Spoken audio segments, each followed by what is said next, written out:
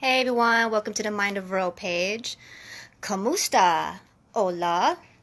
Alafia? Aloha? Hotep? Hala? Hey! So my name is, you call me Ro, or I'm also known as Ifa Titilayo Oba Jaguna. So today I'm going to make a video on 8 signs you might be suffering from colonial mentality.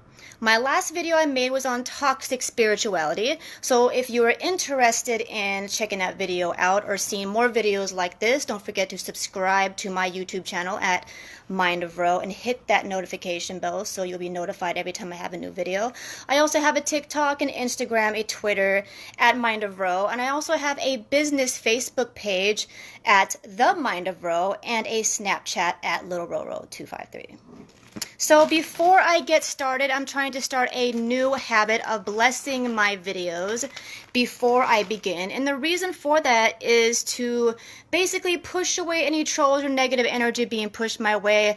It doesn't serve anybody. So before I get started, let me bless this video. If you like what I'm saying during this blessing or prayer time, you could feel free to write it down and use it as your own as well. Saravana Povo da Ra Povo da Kumbanda, Iba Sheari, all my supportive ancestors, all my ancestral protective Gede, Obatala, Gede Nimbo, Papa Legba, Oshun, Ogun, Ochosi, Alegba, Shango, Yemaya, Aje, Oya, Orumala, Pampajira, Rosa Caviera, Tata Caviera, Ze Pilinthra, Rainhada, Kalunga, all those Quimbanda Eshu that protect me through my Eshu Ordara.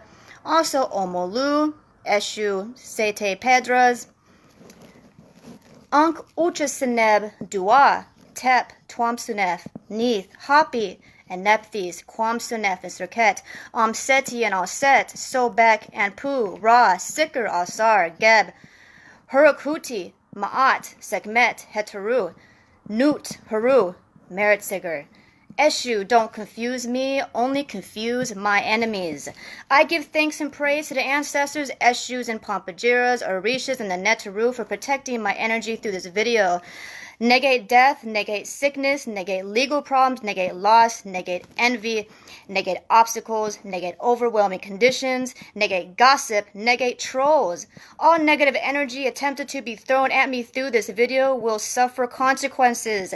Return to sender, return to sender, return to sender. I practice good character, therefore only good characters are allowed to come to me. Ashe, ashe, ashe. So today I'm going to talk about colonial mentality. What's colonial mentality? Colonial mentality is the internalized attitude of ethnic or cultural inferiority felt by people as a result of colonization. It is a belief that the cultural values of the colonizer are inherently superior to one's own.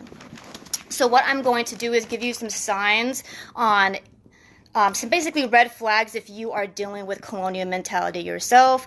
Either you are suffering from it internally, as in you are in response to those who has caused your suffering, or you are suffering from it because you are inherently causing it onto other people. So here are some 8 signs. I'm also going to give you some pointers on how to help you heal from this as well. 8 signs is number 1, feeling inferior or ashamed of your race, color, or family's culture. This is something we got to think about. Do you look down on yourself, not only yourself, but others who look like you due to their race or color? Do you look at the way your family acts in regards to culture and look down on it because you feel as though another culture is better than yours or your family's? Number 2 is discriminating against less westernized people. What some people will call that is people who are fresh off the boat, which is super biased. But there are a lot of people out there who actually believe that Western culture is superior than any culture that is not westernized. Number 3 is desiring a different skin color or traits of another race. Do you constantly feel the need to lighten your skin, stay out of the sun? Or do you feel ashamed of your light skin and feel like you have to pack on multiple layers of going to the tanning salon, spray or whatnot, to where you're extremely either way lighter than you're supposed to do or extremely way darker than you're supposed to be? Another sign is trying to be or trying to portray traits as from another race because you feel that they are superior to your own, as in hair texture, facial structure, stuff like that. Number 4 is denying, tolerating, or minimizing historical or modern day oppression. If you actually feel like there is no such thing as oppression, we got to do our homework on that. Number 5 is believing the colonizer's culture is superior. Do you feel like the people who run this planet, their culture is superior to yours or your family's? Number 6, believing the colonizer's religious beliefs are superior, which in turn can cause you to demonize all other belief systems. As in, do you feel like when you see other religions that are not your own, that they're inferior to yours because they are not the popular ones that are around the planet, let's just say? Therefore, you feel like they're stupider or you feel like they're evil, stuff like that can be signs of colonial mentality. Number 7, assuming stupidity due to a language barrier. And here's a good example because my mother speaks another language. Her second language was English.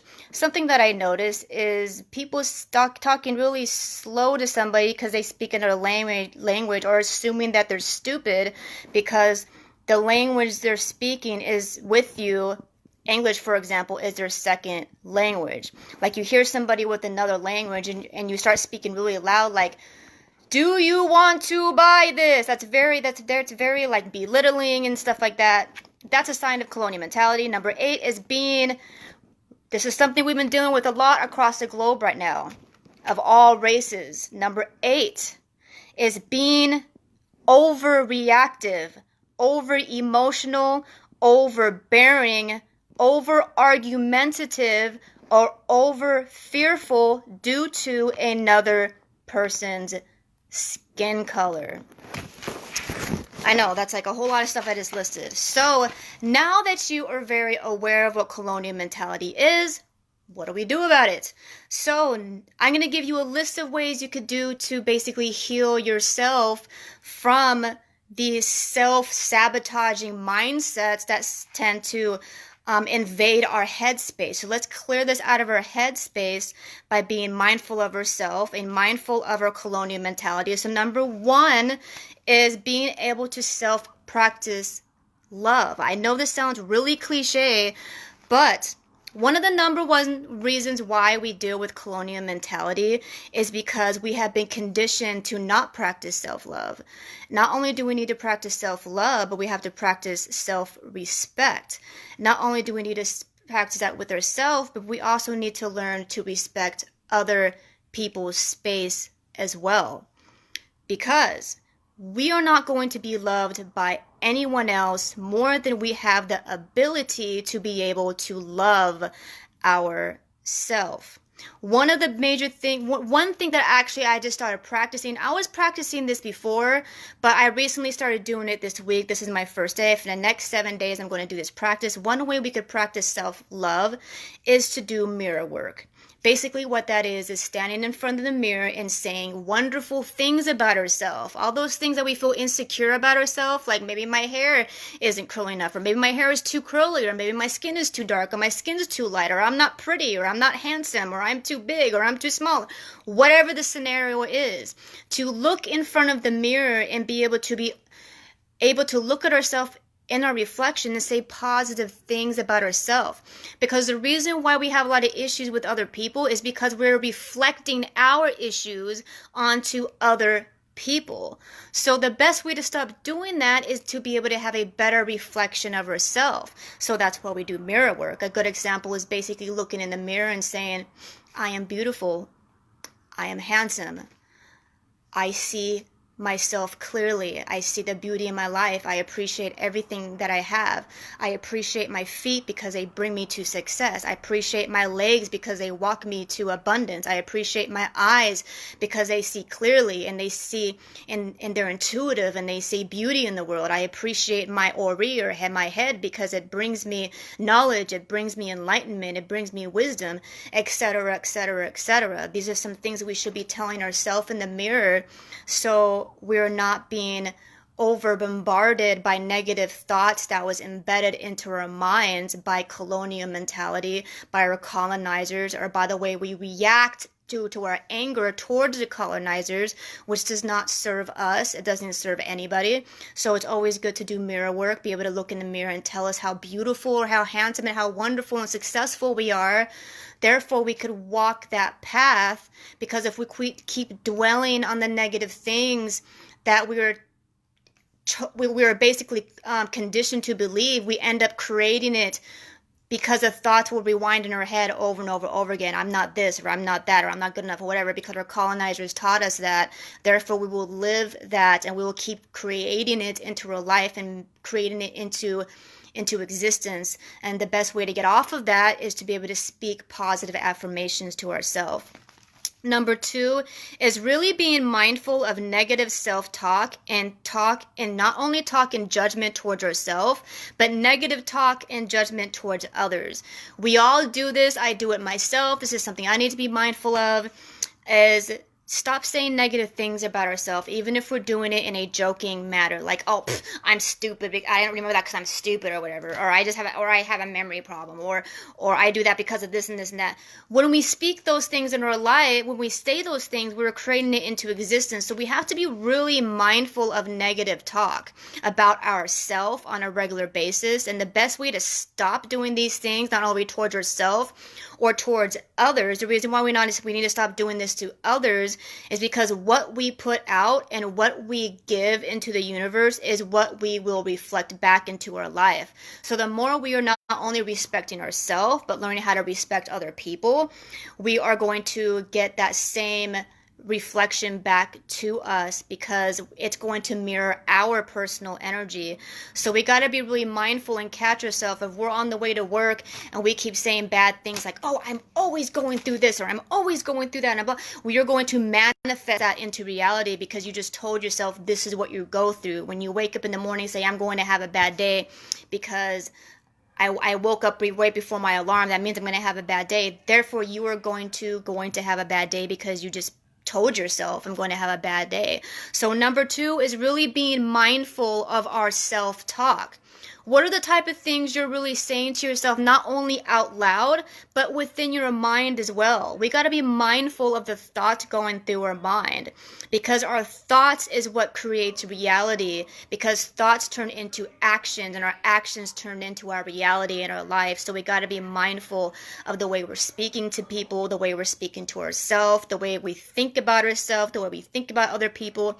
It takes a lot of practice, but today is the best day to get it started. It's really it can be I don't want to say overwhelming, because that'll be a negative thing to say, but sometimes I do teach guided meditations, and this is a concept that I teach through guided meditations, is if you catch yourself saying something negative, even within your mind or out loud through your mouth, it's good to not attack yourself because of it. Don't get angry at yourself. It's normal. Our mind is made to think. And a lot of times, if we're very conditioned due to colonial mentality and whatever our parents have done to us, or whatever we're watching on TV, whatever, it is normal to think some negative things sometimes. So when we do catch ourselves thinking negative things, we don't need to give ourselves a hard time and get angry at ourselves and say, why did you think that? Or why did you say that? Because that's counterintuitive, and that's basically the opposite of what we should be doing. So if you are practicing mindfulness techniques and you catch yourself saying something negative or thinking something negative, don't beat yourself up to say, oh, I said something negative. Just play the role of mindfulness. Basically, mindfulness is being able to back away from yourself and watch yourself from another perspective, as if you're watching yourself like you're an alien taking notes. And that's the best way to come at it. So you're not judging yourself every time a thought is not serving you.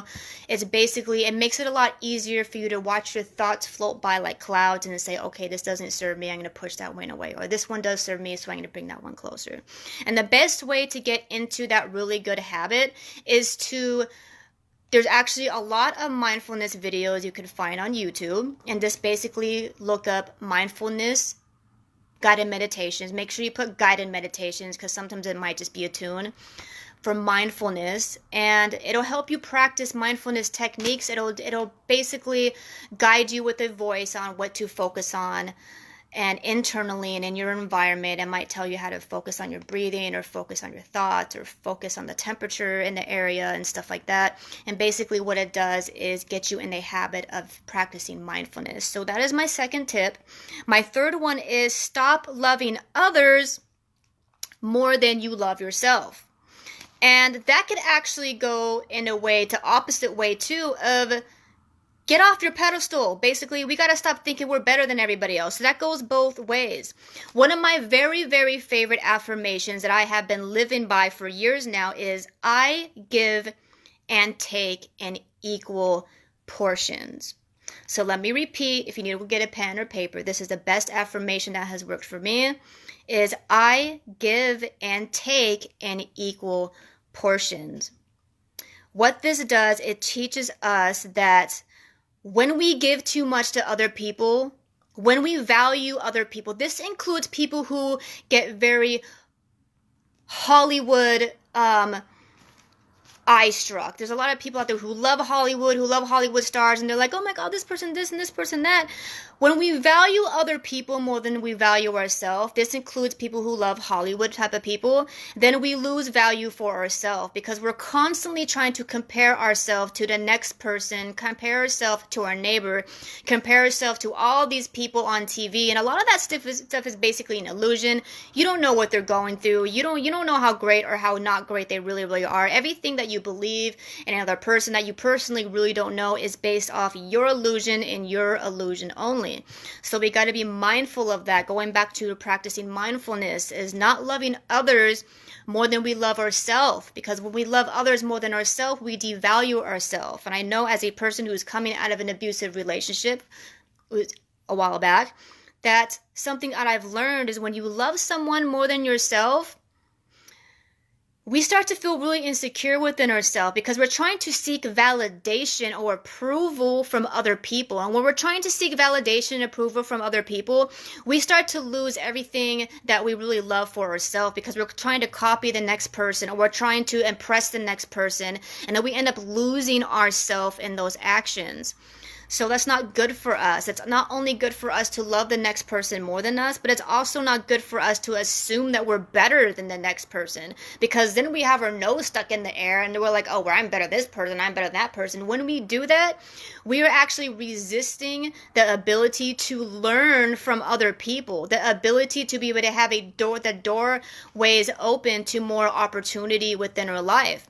And a lot of times when people think they're better than other people, they lose a lot of opportunities. Somebody could be offering you money. Somebody could be offering you a job. Somebody could be offering you a lot of wisdom or answers that you've been seeking for. But if we assume that we're better than the next person, we won't be able to get that information in that could help our life.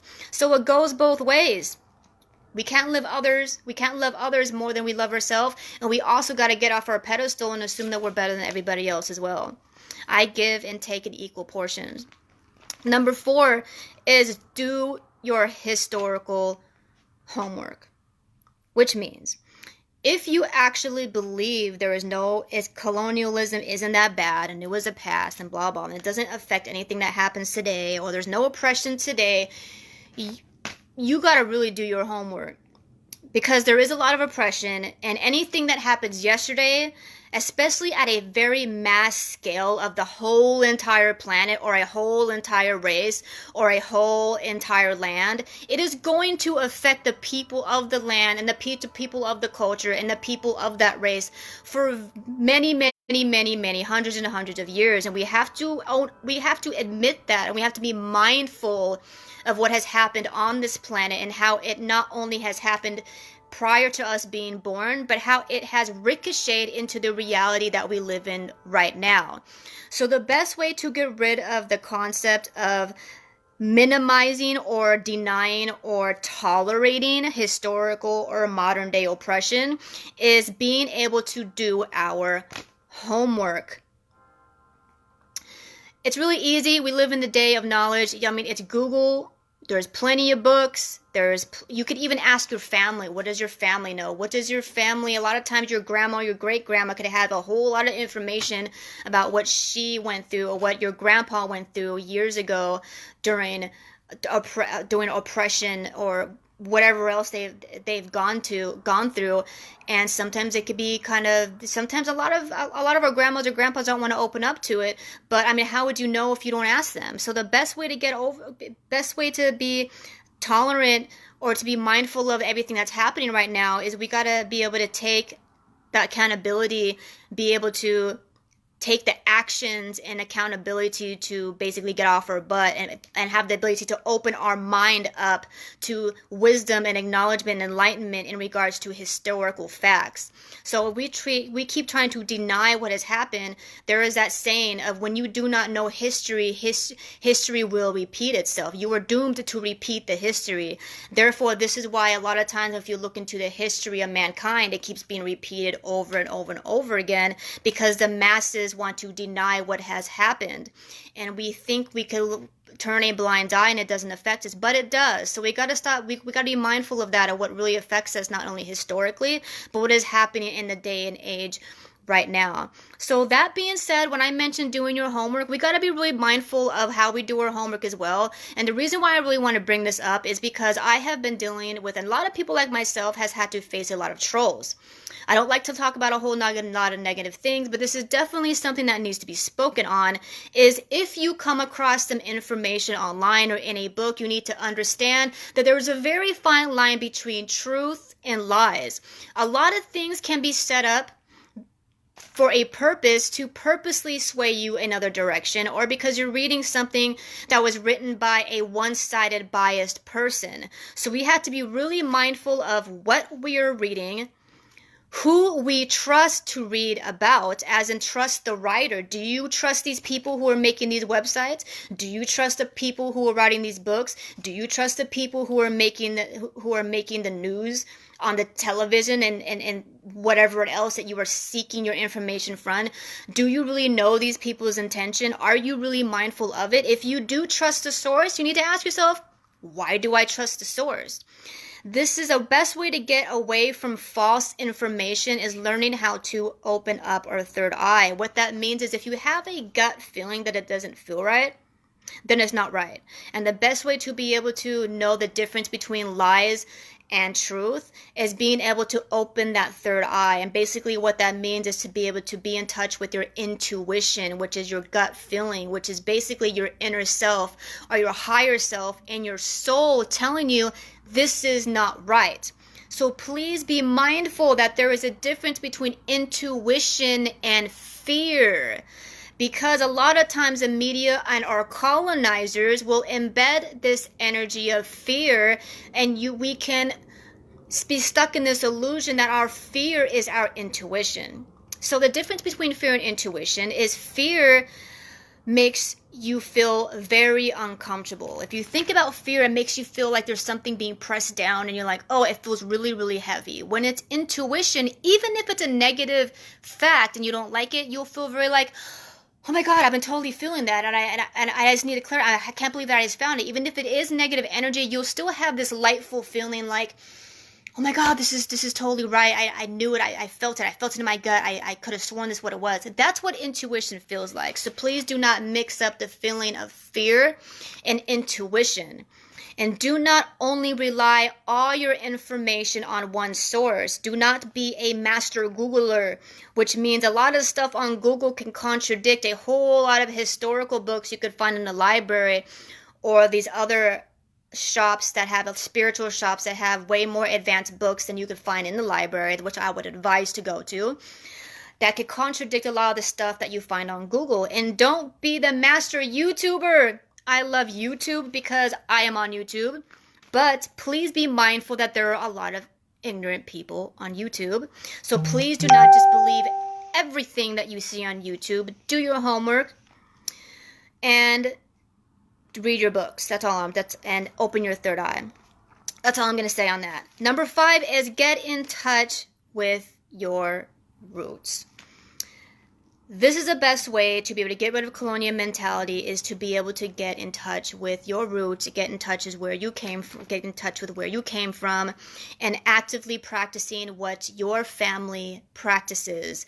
Wearing clothes, wearing jewelry, practicing their religion, just reading up on things, decorating your home with certain things. It's very empowering. It makes us feel very pre-colonized, the freedom we felt before we were colonized. It brings back that energy of freeness, of an opening idea of universalism, because colonialism basically took away our universal concepts. So when we get in touch with our roots pre-colonialism, this is what I mean. A lot of people say just roots. I don't mean just roots. I mean pre-colonialism. When we get in touch with our roots pre-colonialism, we start to figure out why we act the way we act, why we react the way we react, why we have the tempers we have, why we have the taste for certain foods, why we feel a certain way, because it runs in our family lineage. It's in our bloodstream. So when we really look into our past and look into the history of our people, and then the people before then and before then and before then, we have ancestral lines that go all the way to the beginning of mankind. If you go back far enough, we're all basically related. I'm sure you heard that everyone is your brother and sister. If you really want to go really that far back, technically that's pretty much true, up to an extent, of course. So that is one of the best ways to get rid of or heal from colonial mentality, is to get in touch with your roots. Number 6 is being able to be open to other cultures outside of your own. This means not only being able to be open to indigenous cultures outside of the colonizers' cultures, but if you do get in touch with your roots, it's okay to be open to other cultures that are not tied to whatever roots that you chose to favor. It's okay. No culture is better than the other. It's normal that when we find out a lot of the history, I know because I went through it myself, it's normal that when we start to find out what happened to our family, we tend to get really overreactive and snappy and moody about certain things. And that does not serve us to feel this way and bitter and angry, and it doesn't serve us. It's a very low vibration, and to be honest with you, that's what your colonizers want you to feel. They want you to feel horrible and angry and bitter and inferior all the time. We got to get out of that. We cannot use our history as an excuse to stay in the energy of bitterness and anger and fear. We got to use the knowledge that we find as a way to liberate ourselves, so we could be free, so we could be happy, so we could be self-loving, and so we could be respectful not only to ourselves but to others, because if that's what we want for ourselves, we got to be able to give to others as well. And that means if we get in touch with our roots, we have to respect other people's path as well. Everyone's purpose is different. If somebody's path wants to go that way and this is what they believe, that's okay. If one person wants to go that way, if that's what they want to believe, that's okay. It's got nothing to do with you. It's got nothing to do with me. Whatever makes you happy, do you, boo. Be happy.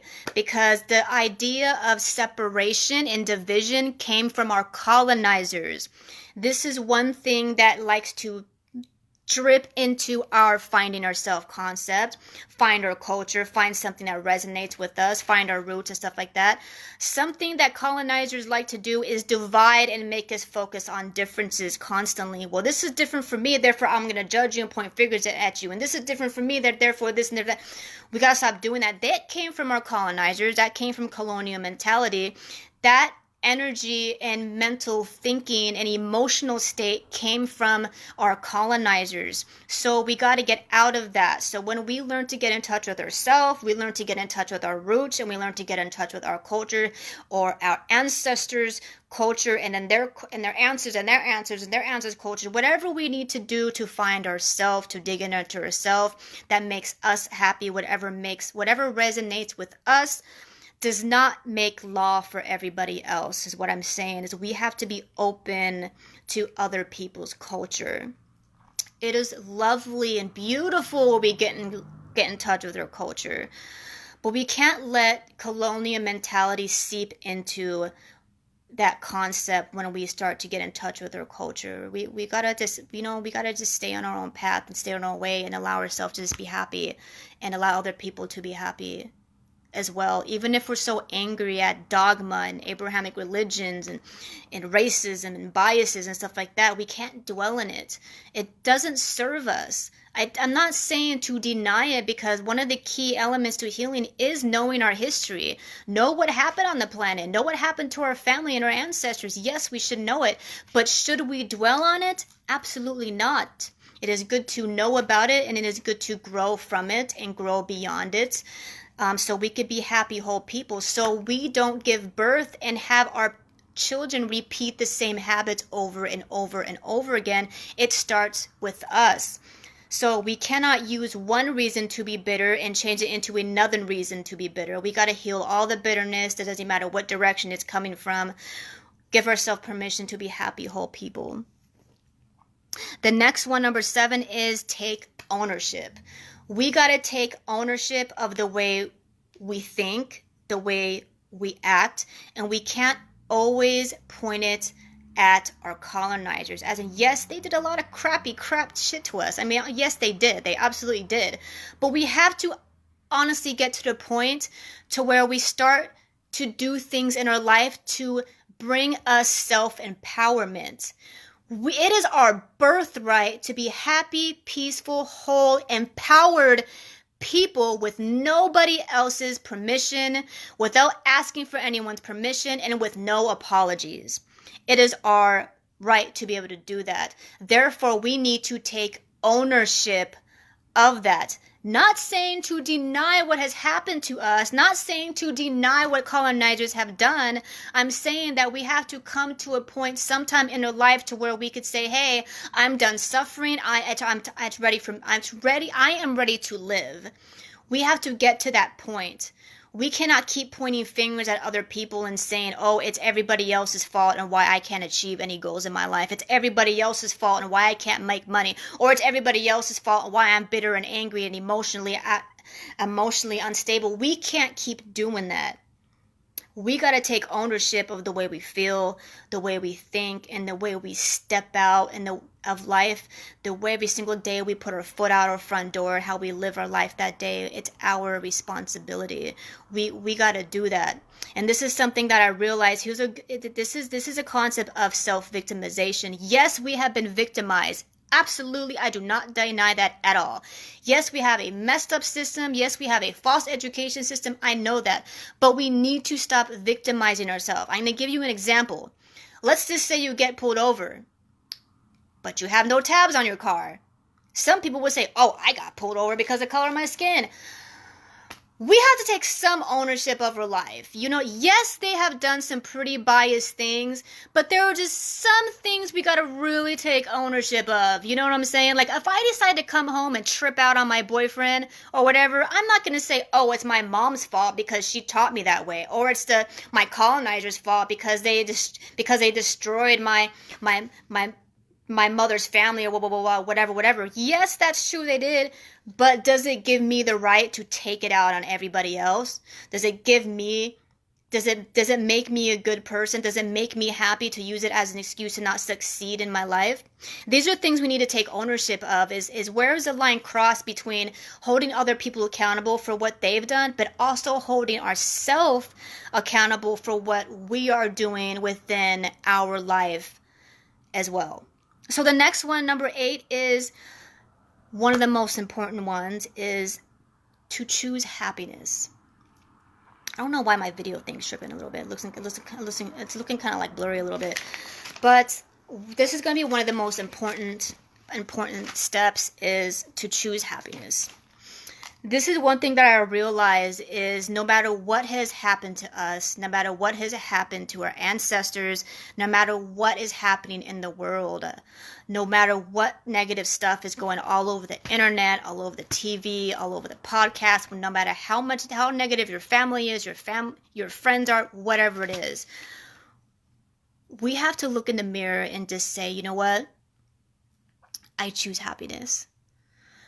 And when we really make that choice, and I don't mean that we lie to ourselves and say, okay, I'm going to be happy. I mean like we really soulfully mean it, that we really are like, I am going to choose happiness. Then when we radiate that energy, good things start happening, because we have that energy that's like all over our aura. Therefore, all the things that don't serve us start to fade away. All those toxic relationships and friendships and jobs start fading away. All the stuff on the news, all the stuff on the media, all that stuff starts to just diminish away out of your mind, because it just doesn't matter anymore, because you choose happiness. So that is the last step to healing, is really meaning it within your soul and in your aura, in your heart, in your emotions, in your brain, in your mind, in your higher self, in your head, in your everything, in your life, to really say, I choose happiness. That is the best way to heal from all of this. And I'm going to say it for myself, I choose happiness. I hope everyone who is watching this chooses healing and chooses happiness, no matter what happens on this planet, no matter what you've gone through, no matter what your ancestors have gone through. I hope that you choose healing and happiness over everything. Ashe, ashe, ashe. So that's all I have for you today. My next video, I'm going to begin my 7 series guided comedic meditation. If you like my videos and you would like to watch my comedic guided meditations, don't forget to subscribe to my YouTube channel at mindofro and hit that notification bell so you can be notified whenever I have more love and wisdom to share with you. And I just want everybody to know who watches my videos on YouTube that all my videos I do are always live. So if you want to see my videos live, you could check me out on Facebook at mindofro, or go to my Facebook business page to support my business at the mindofro. I hope everybody is having a whole, peaceful, spiritually enlightened night. Hotep, Adabo, Namaste, and peace.